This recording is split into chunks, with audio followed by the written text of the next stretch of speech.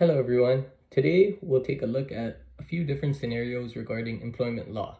These include an employee who should be terminated with cause, an employee who should be terminated without cause, and lastly, an employer failing to meet their duty to accommodate one of their own employees.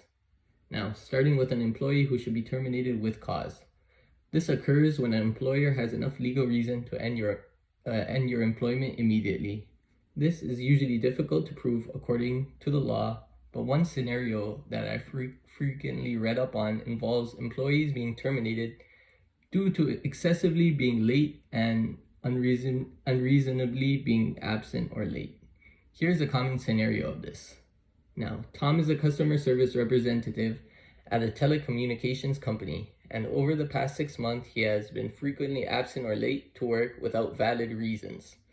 Despite multiple warnings and discussions with HR, Tom continues to miss work or show up late. His absences have caused disruptions in the team, leading to missed deadlines, complaints from clients, and additional workloads for his colleagues.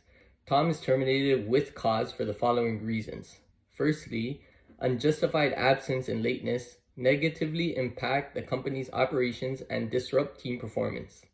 Next, the company has already issued multiple warnings and offered opportunities for improvement, but his behavior has not changed.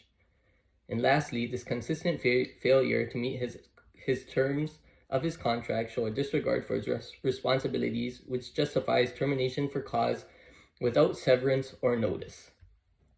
Now, moving on to an employee who should be terminated without cause.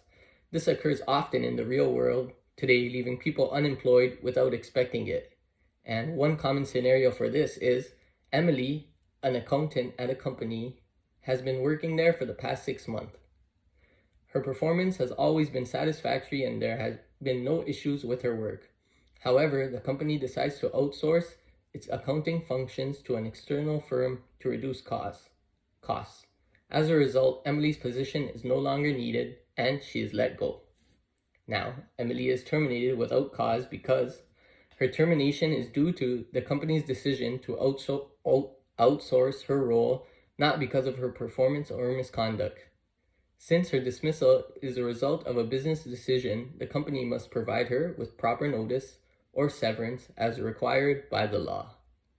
Now, lastly, we'll discuss an employer failing to meet their duty to accommodate one of their own employees. One scenario that I can actually relate to after experiencing it with a colleague is as follows. So my coworker Lisa developed a chronic back issue and provided medical documentation requesting a modified workstation with a standing desk at work. Our employee dismissed the request, stating that they can't afford to provide a standing desk and instead insists she continue working without any accommodation.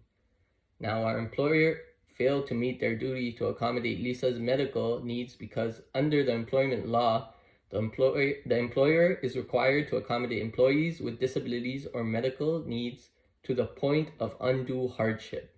And you cannot simply refuse on the grounds of cost without showing the accommodation would cause undue hardship.